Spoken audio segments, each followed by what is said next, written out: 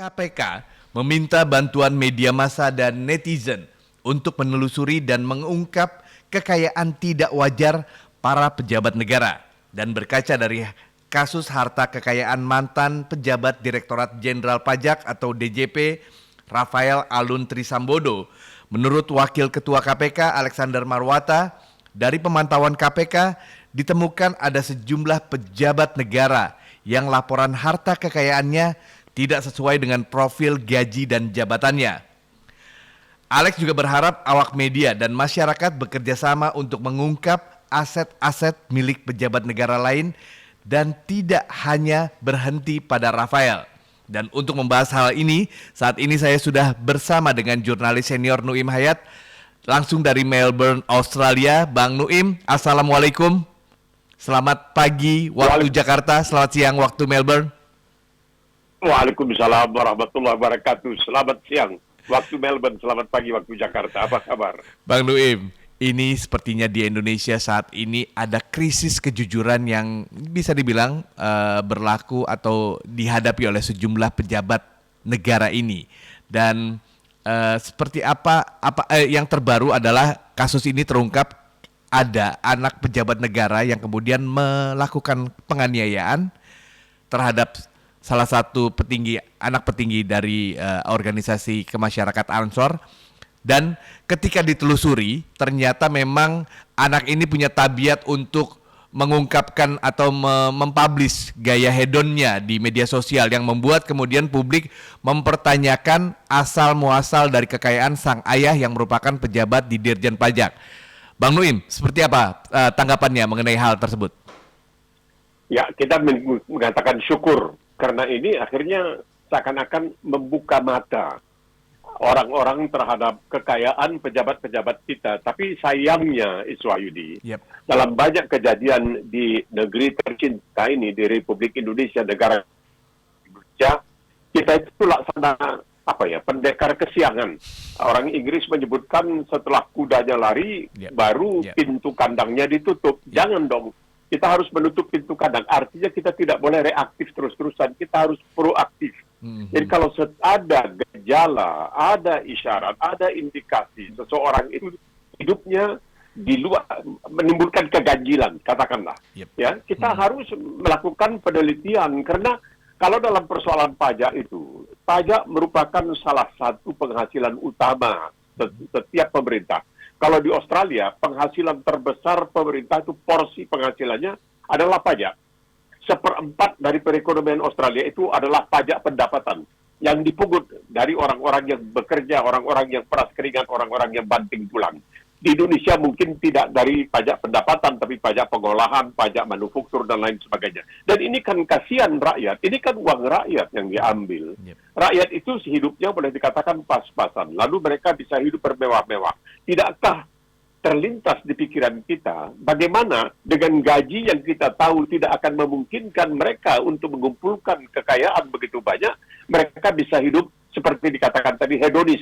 Jadi perkataan hedonis itu kan hidup berfoya-foya. Ada lagi satu perkataan seperti hedonis, yaitu Epicurean, yang mengatakan makan, minum, dan bersuka cita karena besok kita akan mati.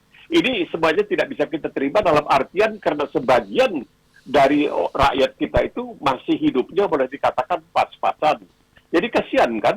Jadi saya teringat misalnya ketika terjadi kasus Verdi Sambo. Itu katanya ada seorang petinggi polisi yang mendatangi rumah Verdi Sambo mengendarai mobil Lexus yang harganya di pasaran, kata media di Indonesia ini, harganya di pasaran sampai 3,3 miliar rupiah. Nah, kita kan harus bertanya, apakah sang petinggi polisi ini meminjam mobil itu dari kawannya?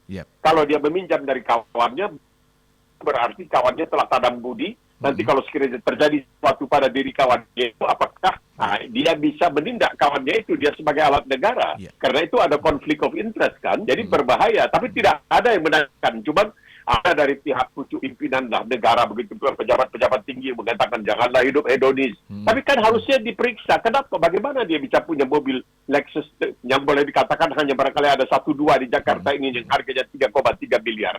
Itu tidak ditindaklanjuti. Tapi sekarang alhamdulillah karena adanya kasus penganiayaan yang begitu dahsyat yang kita lihat bersama ya di dalam video yang beredar yang viral, terbukalah seakan-akan baru terbuka mata kita. Oh, ini mereka ini kok hidupnya istilahnya sekarang ini hedonis. Hidupnya tidak layak dalam artian tidak mungkin mereka mampu untuk hidup ya semewah itu kalau sekiranya mereka hanya mengandalkan gaji. Kecuali kalau memang ada barangkali warisan, kemungkinan beli lotre, menang lotre atau itu mungkin. Tapi kalau tidak, kan mesti dipertanyakan. Karena kenapa harus melaporkan harta kekayaan kalau itu hanya laporan yang tidak ditindaklanjuti secara sungguh-sungguh. Menariknya dalam kasus penganiayaan ini, kemudian PPATK mengatakan memang orang yang dimaksud ini sudah kita teruskan sejak lama kepada KPK untuk ditelusuri. Karena ada keganjilan dalam transaksi, tapi tidak ditindaklanjuti oleh KPK. Setelah ribut, baru ditindaklanjuti. Nah, ini artinya pendekar kesiangan dalam bahasa kita. Atau orang Inggris mengatakan setelah kudanya lari, baru kandangnya ditutup. Ya, itu yang jadi ironi buat kita ketika ternyata ayah dari MDA atau anak yang menganiaya seorang anak dari GP Ansor ini juga ternyata memang telah dilaporkan oleh PPATK memiliki rekening yang mencurigakan. Namun kemudian ternyata laporan PPATK tidak diselidiki atau tidak diperdalam. Dan ini sepertinya juga membuat kita juga bertanya-tanya karena saat ini pejabat negara diwajibkan untuk melaporkan harta kekayaan mereka dengan membuat LHKPN tiap tahun. Tapi pertanyaannya, dari LHKPN ini apakah kemudian membuat orang atau negara kemudian mampu mengawasi tabiat korup di pejabat negara? Karena LHKPN dari Rafael, ayah dari si Mario ini, dinyatakan biasa aja, tapi ternyata laporan yang dilakukan adalah laporan-laporan yang tidak sesuai dengan harta kekayaannya yang sesungguhnya. Bang Nuim.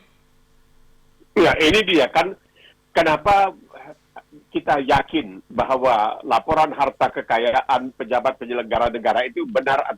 Itu pertama-tama. Apakah mereka jujur? Apakah mereka memang menyampaikan laporan sesuai dengan kekayaan mereka, ataukah ada kekayaan yang disembunyikan, ada kekayaan yang diatasnamakan orang lain dan lain sebagainya. Ini pelik. Ini sulit sekali untuk memastikannya. Jadi sebenarnya kalau dipantau harus bisa ada pemantauan, tapi ini tentunya akan memerlukan tenaga yang banyak ya untuk melakukan pemantauan. Orang-orang ini hidupnya, kalau lihat anaknya, bagaimana bisa pakai Harley Davidson? Semua orang tahu. Di Australia saja Harley Davidson itu harganya bisa sampai 300 juta rupiah. Ya, bagaimana apakah dia mampu untuk membelikan untuk anaknya sebuah Harley Davidson? Belum lagi pakai Rubicon. Oh, oke lah, Rubicon itu bukan milik dia, tapi milik dari saudaranya atau paman si anak ya, si Satrio yang melakukan penganiayaan dan lain sebagainya. Itu memang perlu, tetapi diperlukan juga cukup banyak tenaga ahli untuk memantau kekayaan yang dilaporkan. Benarkah itu kekayaan yang sesungguhnya yang dilaporkan, ataukah ada yang disembunyikan? Jadi supaya rakyat merasa lega. Rakyat membayar pajak, ya hasil keringat mereka itu dipotong pajak dan lain sebagainya. Tapi Ki Wahyudi, ketika saya masih remaja dulu di Medan, kalau ada anak seorang dulu di Medan istilahnya blasting, bukan pajak, karena pajak itu dalam bahasa Medan waktu itu punya arti pasar. Jadi kalau ada seorang anak pegawai kantor blasting, kelihatan hidup mewah, ya kita akan mengatakan, iyalah masuk akal lah, karena dia kan bapaknya kerja di kantor blasting. Jadi seakan-akan sudah ada anggapan, kalau bekerja di kantor blasting, di kantor pajak, pasti akan kaya. Bukan dari gaji itu, tapi dari penghasilan sampingan. Nah, ini yang kemudian berurat berakar, ya, menjadi tradisi mendalam, dan ini terbukti lagi. Sampai-sampai dirjennya juga dikatakan sudah tidak lagi ikut dalam apa yang disebutkan blasting rider dan sebagainya karena punya punya moge ya, motor gede dan lain sebagainya. Ini masalah seperti saya katakan tadi bahwa ada seorang petinggi polisi mendatangi rumah Verdi Sambo pakai mobil Lexus yang dikagumi oleh media yang hadir, dipotret, di foto dan lain sebagainya, beredar, harganya dikatakan 3,3 miliar, tetapi tidak ada penyelidikan atau meminta pertanggungjawaban dari mana Anda bisa dapat ini, apakah memang ada warisan orang tua atau diberikan oleh orang lain ya dari saudara sendiri sebagai bantuan pemberian hibah, tidak ada.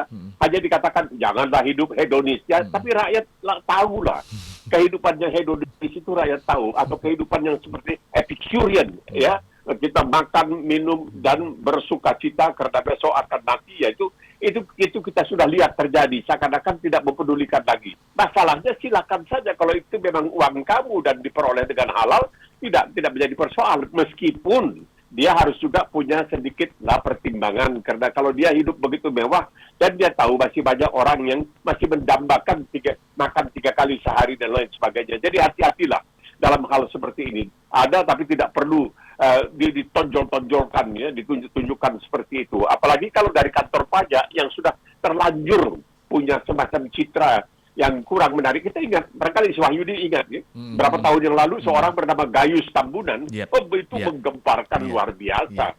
Dia, padahal dia hanya golongan 3A, barangkali itu pegawai kecil. Tapi kekayaannya luar biasa. Tapi kebodohannya ada. Dia sudah lari ke Singapura, masih bisa dibujuk untuk pulang ke Indonesia, lalu ditangkap. Jadi kita melihat orang sebodoh itu, kalau mau dikatakan bodoh atau sejujur, kalau mau dikatakan jujur dalam tanda kutip, masih bisa mengumpulkan harta yang begitu banyak karena dia bekerja di kantor pajak. Dan kita kemudian teringat, barangkali Wahyudi juga masih ingat, dulu pernah ada seorang bernama Mar'i Muhammad. Iya, Pak Mari. Mar'i Muhammad ini juga dia adalah Direktur Jenderal Direktorat Pajak. Jadi saya mendengar langsung dari seorang kawannya. Kawannya mengatakan, itu percuma tuh si Mar'i, kenapa? Itu kan kawan baik aku. Lalu aku setiap minggu tuh jalan kaki keliling Gelora Bung Karno itu sama dia. Setiap minggu jalan kaki. Satu kali aku bilang sama dia, Mar'i, gue ini punya masalah nih. Masalah apa? Masalah pajak. Ya udah, datang aja katanya ke kantor. Datanglah dia katanya hari Seninnya ke kantor Mar'i. Lalu Mar'i memanggil salah seorang petugas penyuluhan pajak. Dan orang ini diberikan penyuluhan, diberikan kuliah sepanjang hari. Kenapa dia harus dengan jujur membayar pajak. Lalu dia bilang, nggak guna. Kalau kamu punya masalah dengan Mar'i, biarpun kamu teman dekat, kamu nggak usah ke Mar'i. Kamu nanti di sana dipermalukan. Disuruh mengikuti kuliah. Kenapa orang harus membayar pajak. Nah itu Mar'i Muhammad. Nah begitu dibenci, begitu banyak yang tidak suka kepada dirinya. Tapi alhamdulillah dia mampu bertahan. Karena waktu itu Bank Dunia kabarnya memberikan semacam peringatan bahwa Mar'i ini merupakan persyaratan kenapa Bank Dunia akan terus membantu Indonesia. Jadi kita perlu orang-orang seperti ini. Tapi kalau kita ingatkan orang tentang seorang Mar'i Muhammad, mungkin orang tidak begitu terkesan. Bodoh amat katanya, punya kedudukan begitu bagus kok dimanfaatkan.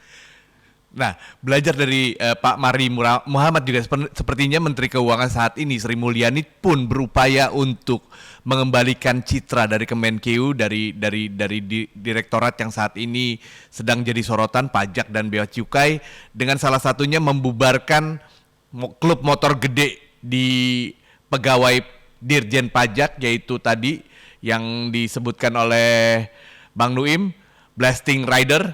Namun ternyata pembubaran ini sepertinya mendapatkan reaksi juga dari pegawai pajak yang juga mungkin menjadi anggotanya dengan ya bisa dibilang seperti agak mencemooh apa yang dilakukan oleh Menkeu. Namun kalau menurut saya bahwa Menkeu menegaskan meski kendaraan atau motor gede yang dimiliki berasal dari uang halal, tidak selayaknya seorang pegawai negeri sipil atau ASN itu mempertontonkan kesejahteraan mereka di tengah masyarakat yang saat ini tidak semuanya sejahtera. Apakah memang harusnya seperti itu, Bang Nuim? Iya, kan orang mungkin nggak, tapi kan Sri Mulyani uangnya, dia uangnya banyak. Kenapa? Dia pernah bekerja di Bank Dunia, gajinya $500,000 setahun. Begitu mesti dijelaskan. Saya tidak mau menutup-nutupi kenyataan itu. Memang waktu dia meninggalkan Indonesia karena tidak terpakai lagi oleh Presiden SBY, banyak yang menyayangkan kenapa itu sampai terjadi, karena dia dianggap sebagai bukan saja cekatan, bukan saja mampu, tetapi juga jujur dan lain sebagainya. Dia bekerja di Bank Dunia. Gajinya waktu itu kalau saya tidak salah $500,000 setahun. Dia bersedia meninggalkan gaji yang besar itu untuk mengabdi kepada Republik ini. Jadi paling tidak dia punya alasan dan punya kekuatan moral untuk mengatakan, jangan pamerlah, kasihanlah. Masih banyak orang yang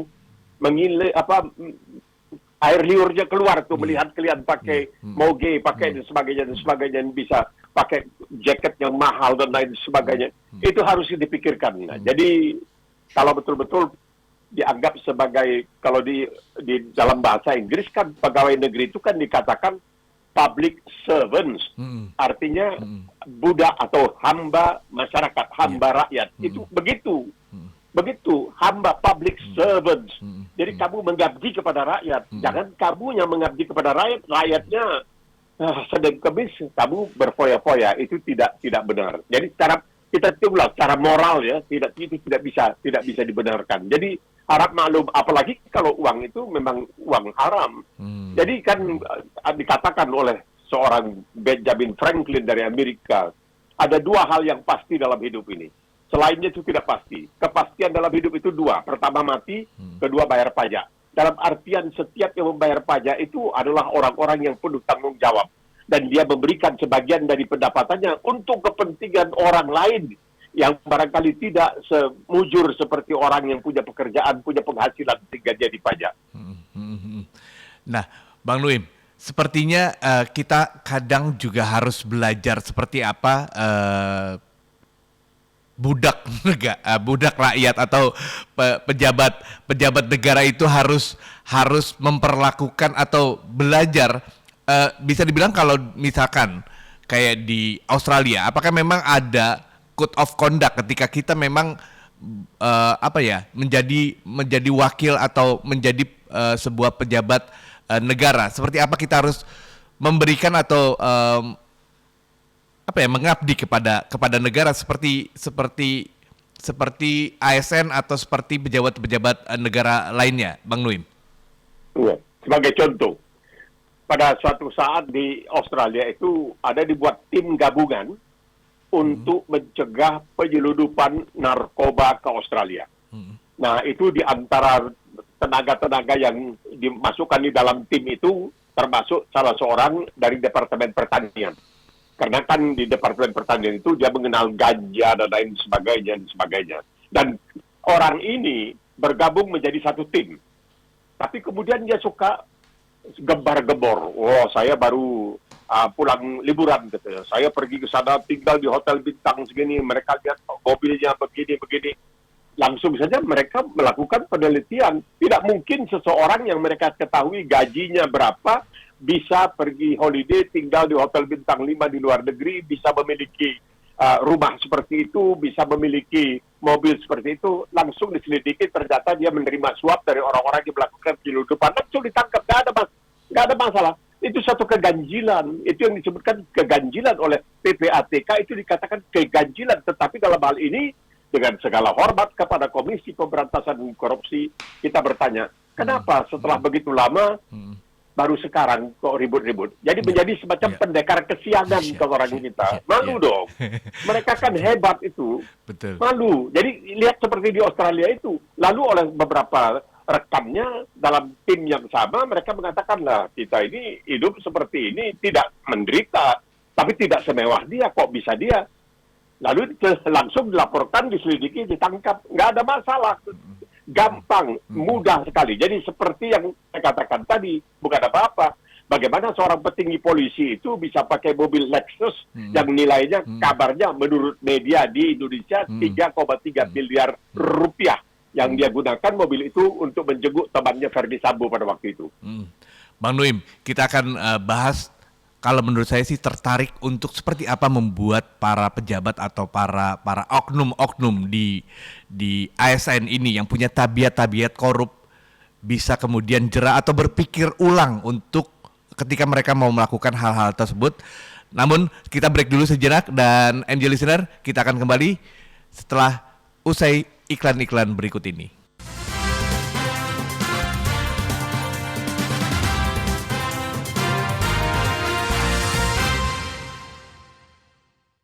MG Listener masih di Morning Session with Nuim Hayat dalam Morning Traffic, MG Radio Network, More Than Just News. Dan masih tersambung dengan jurnalis senior kami di Melbourne, Australia, Bang Nuim.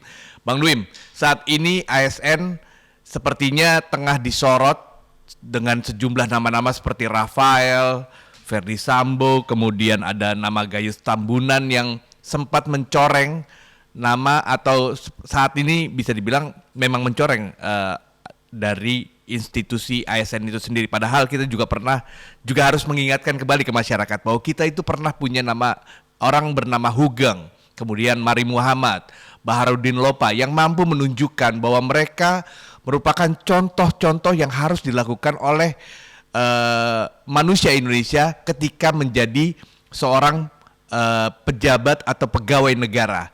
Nah, sepertinya kita harus membuat juga orang-orang atau seperti ASN saat ini mengingat, kemudian mungkin juga agak takut untuk tidak menjalankan amanah ketika mereka dipercaya menjadi pejabat negara. Bang Nuim ada usulan terkait hal tersebut, Bang Nuim? Ya, ini rakyatnya juga barangkali perlu ditatar ini, Swahyudi. Rakyat kita ini perlu ditatar. Saya kasih contoh. Alhamdulillah, saya itu dalam hidup pernah berkenalan dengan Hugeng, pernah berkenalan dengan Lopa, seorang perokok berat. Kalau bisa saya tambahkan, betul. Kalau duduk depan dia itu mesti tahan asap rokok. Sudahlah. Nah, ini begini. Ini rakyat kita juga harus ditatar. Ditatar begini, kita itu sudah terbiasa. Kalau seorang itu punya kedudukan, langsung kita anggap dia punya uang yang banyak. Ini ada kasus dulu. Seorang menteri perdagangan, kalau saya tidak salah. Namanya Yudono. Ini di zaman Orde Baru. Itu sering, bahkan ketika saya nanti kalau ke Indonesia waktu itu tugas dan kawan-kawan mengatakan, aduh, itu Pak Yudono itu parah kali. Kenapa? Masa menteri mobilnya Datsun tahun 72? Itu karena dia tengok tuh tasnya, dia beli di pasar seni, itu katanya udah mulai tas itu jahitannya diikat-ikat pakai kawat begitu.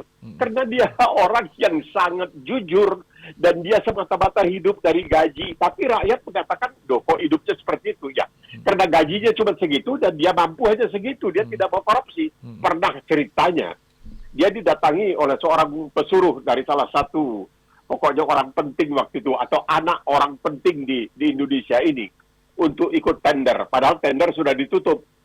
Lalu orang ini mengatakan, ya ini tender ini sekarang dari si Polan ini, masa kamu bisa tolak? Jadi jadinya mengatakan, kalau gitu kamu menghadap Pak Menteri. Dia menghadap Pak Menteri terima itu surat, padahal tender udah ditutup, dia koyak aja. Dia koyak aja itu suratnya, masukin di tong sampah. Dia bilang, peduli amat kue, biar kue anak si Polan, anak ini negara Republik Indonesia, kedaulatan penuh berada di tangan rakyat.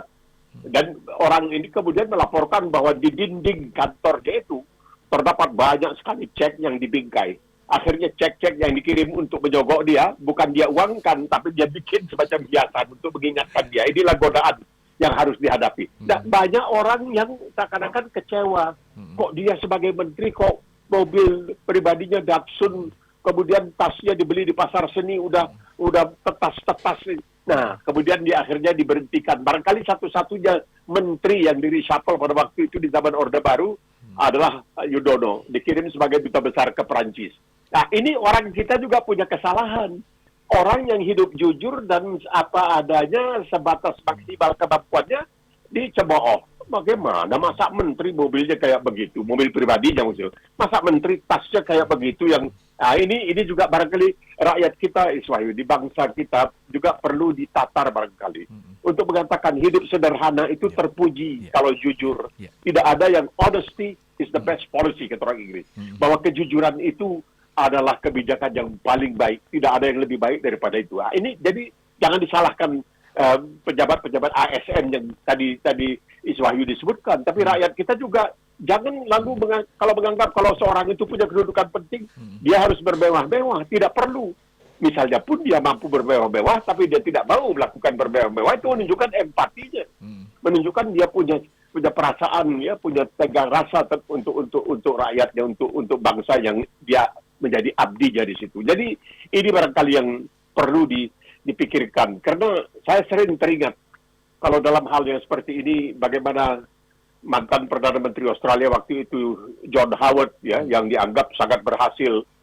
Dia hampir 11 tahun kalau tidak salah jadi terpilih kembali ya, Karena di Australia itu tidak ada batas. Mau 20 periode juga boleh asal dipilih langsung oleh rakyat setiap 3 tahun sekali. Ketika dia telah tidak lagi menjadi Perdana Menteri, karena pada suatu pemilihan dia tidak terpilih, dia tidak terpilih di dapilnya. Jadi partainya kalah, dianya juga kalah, dan kemudian dia menjadi pembicara. Dan sekali bicara itu bisa dapat $50,000, $100,000 di Amerika, di mana-mana, minta untuk memberikan ceramah. Lalu ditanya oleh wartawan, Mr. Howard, gaji sebagai Perdana Menteri cuma $300,000 setahun. Sedangkan kalau Anda menjadi pembicara bisa mendapat lebih dari $500,000 setahun. Kasih pidato di sini, ceramah di sana. Tapi dia bilang, sebagai Perdana Menteri, saya mendapatkan kesempatan untuk mengabdi pada rakyat saya. Itu dia. Ya, ini jadi Perdana Menteri, kalau dia pergi libur, itu pagi-pagi dia bangun dari hotel, dia jalan kaki untuk beli susu sama roti untuk sarapan, untuk anak, untuk istrinya dan dia. Nah, itu yang, dan orang di Australia tidak menganggap itu mengecewakan. Ya, itu orang jujur. Itu orang jujur. Kalau dianggap, kenapa dia keluar pagi-pagi beli roti, beli susu, itu sambil jalan supaya sehat badan. Itu alasan yang dia kata.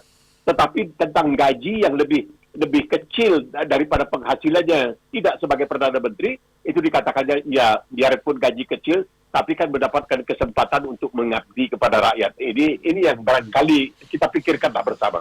Ya, sepertinya budaya di masyarakat kita terkait sukses seseorang itu dilihat dengan seperti apa dia menjalani hidup, kendaraannya, mobilnya. Makanya kemudian budaya flexing atau mempertontonkan hedonis ini jadi sesuatu yang menurut saya hal yang saat ini lumrah dilakukan. Sementara seperti tadi Bang Nuim bilang, seharusnya kita melihat kesuksesan seseorang itu dari bagaimana dia bisa menjaga seperti apa dia bisa jujur, seperti dia bisa menjalankan amanah atau komitmen dari tugas dan kewajibannya, karena bisa dibilang banyak orang-orang yang memiliki pejabat atau jabatan atau posisi yang tinggi yang pernah menduduki jabatan di Republik ini mampu menunjukkan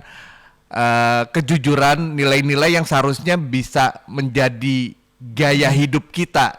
Ya, saya juga teringat dulu Wakil Presiden Indonesia Bung Hatta, kemudian juga baru-baru ini ada nama Hakim Agung yang bisa dibilang cukup menjadi inspirasi buat kita generasi muda, ada Artijo Alkausar.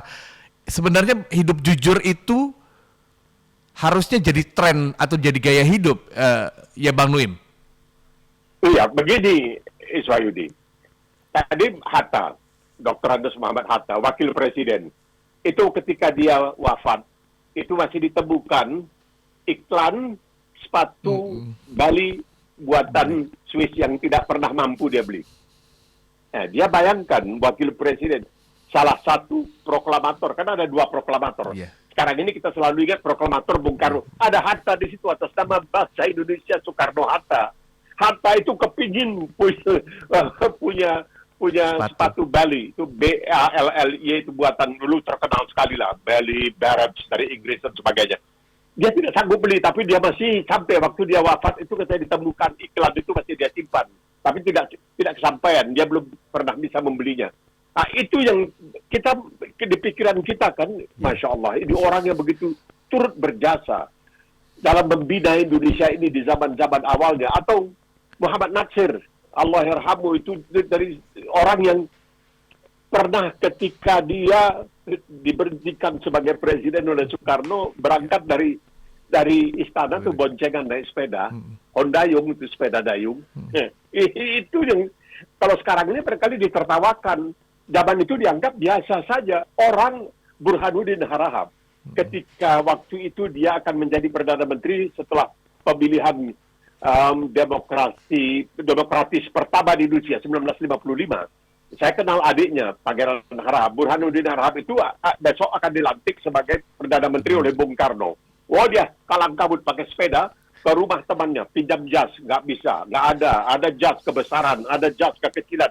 Mau dilantik sebagai Perdana Menteri Republik Indonesia, nggak punya jas, mau pinjam jas kemana-mana. Nah, ini hal-hal yang bagi kita mesti ingatkan, maaf ya Iswahyudi kepada pendengar, saya ingatkan MJ. kembali, ini orang-orang yang harus kita ingat, ini orang-orang yang harus kita sanjung, karena mereka ini betul-betul berjuang mati-matian demi kepentingan, kemaslahatan rakyat Indonesia. Bayangkan, mesti pinjam jas, naik sepeda kemana-mana. Adiknya cerita kepada saya, dia pinjam jas, waduh, pinjam saya. Itu saya pernah bicara dengan adik dari seorang Jenderal Abdul Haris Nasution lah. Adiknya saya kenal. Lalu susah itu dia katanya. Dia sendiri kalau lihat tuh pakai baju kaos Hong Kong gitu, pakai sandal. Ya memang ketika dia ajak ke rumahnya di Jalan Teguh Umar, saya melihat begitu sederhananya kehidupan Jenderal Nasution. Tapi kan tidak diingat orang. Orang ingin yang bermegah-megah. Seorang jenderal atau belum sampai jenderal, tapi bisa punya mobil Lexus dengan harga 3,3 miliar rupiah dan lain sebagainya. Itu kita tidak boleh begitu. Kita mesti menghargai orang-orang seperti Marai Muhammad, orang-orang seperti Yudono, yang tidak mau sepeser dibelah 7 pun dia tidak mau. Kalau itu bukan gaji dia, itu bukan hak dia sebagai seorang menteri atau seorang pejabat. Ini yang penting. Rakyat juga harus bisa menilai dan menunjukkan kebanggaan bahwa, oh ini, tengok nih atasan, tengok nih menteri saya, ini pejabat saya, begitu hebatnya, dia punya empati terhadap rakyat, ya, dia sama tenggang rasa dan lain sebagainya. Jangan kemudian dihina, diejek karena dia hidupnya sederhana. Bang Nuim dan MJ Listener, kita akan lanjutkan dialog ini karena menurut saya masih sangat menarik, karena saat ini memang Kementerian Keuangan atau Direktorat di Kementerian Keuangan yang sedang disorot. Tapi menurut saya sepertinya pejabat negara lain atau di lembaga lain harus juga disorot, karena kita bisa lihat seperti kita bisa memberi contoh mereka yang menjadi pejabat di lingkungan mungkin kepolisian, kejaksaan, atau di lingkungan-lingkungan lain yang seharusnya juga mempertontonkan kearifan dan kesederhanaan, tapi kita akan lanjutkan apakah memang harus dilakukan, jadi tidak berhenti di sini. Namun kita akan lanjutkan dialog ini. MJ Listener, jangan kemana-mana, tetaplah di MJ Radio Network, More Than Just News.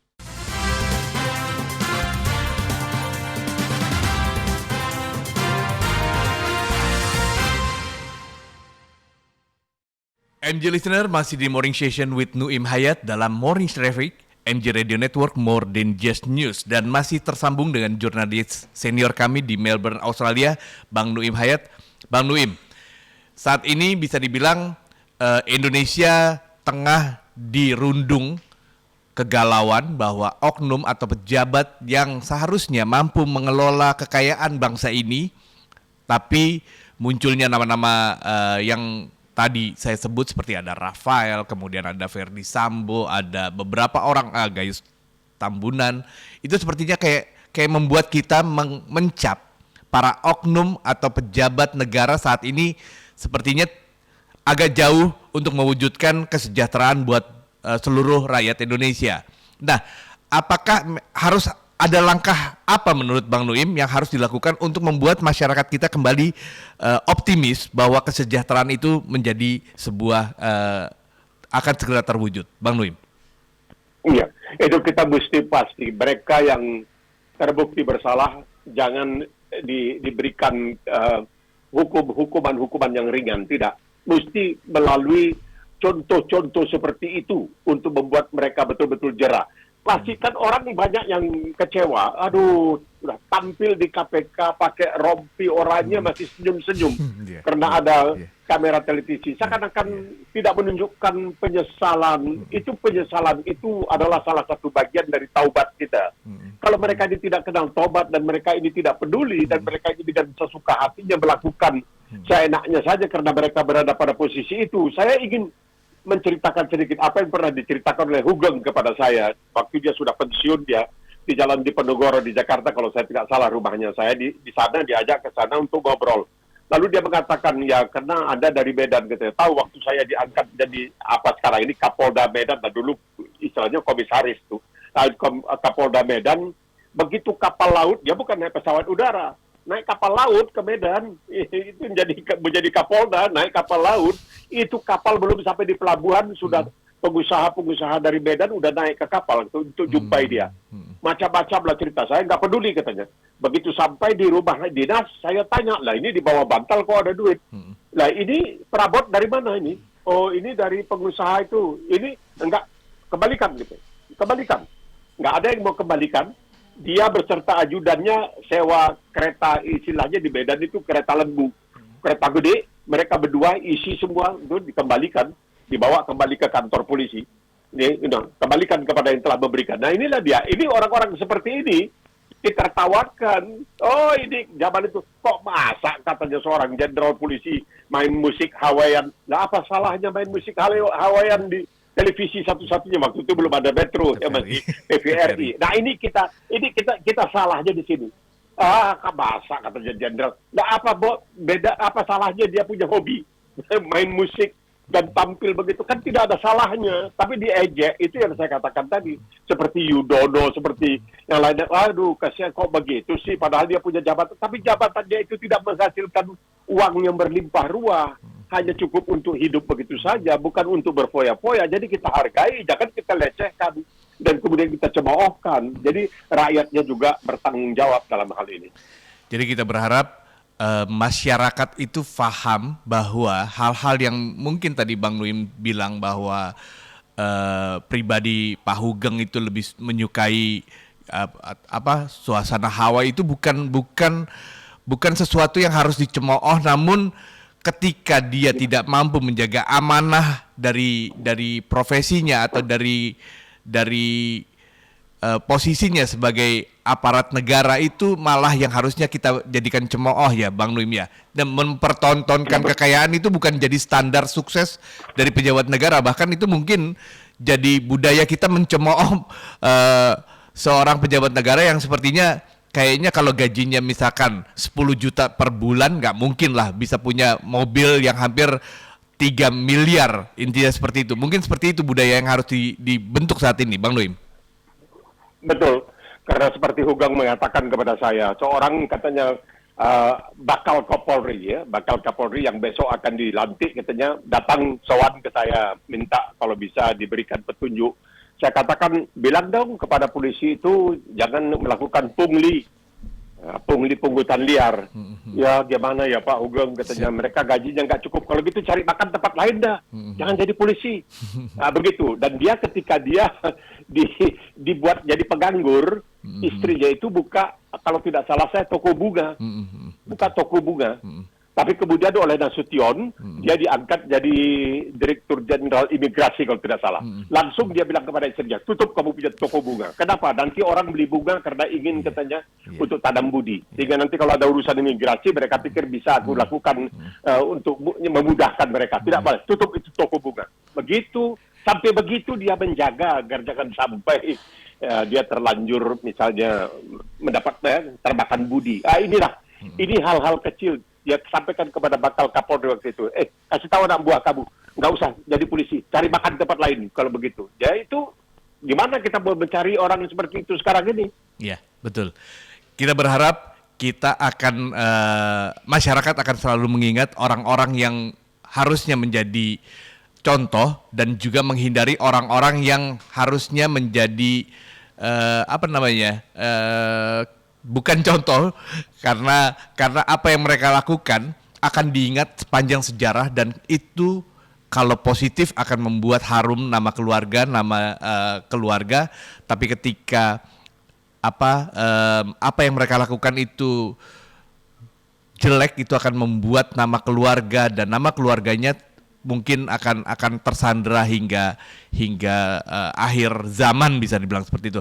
Terima kasih Bang Nuim sudah berbagi bersama saya untuk melihat seperti apa kita menjadi ketika kita menjadi seorang pelayan bagi negara, dan kita berharap ini jadi refleksi buat pendengar MG Radio yang saat ini mungkin merupakan pegawai negara, dan mungkin saya bisa highlight kalau mau jadi orang kaya mungkin wira swasta atau wirausaha itu jadi pilihan terbaik daripada punya kemampuan tapi ASN dan tidak bisa dipertontonkan. Itu mereka merupakan aturan main sendiri di posisi Anda saat ini.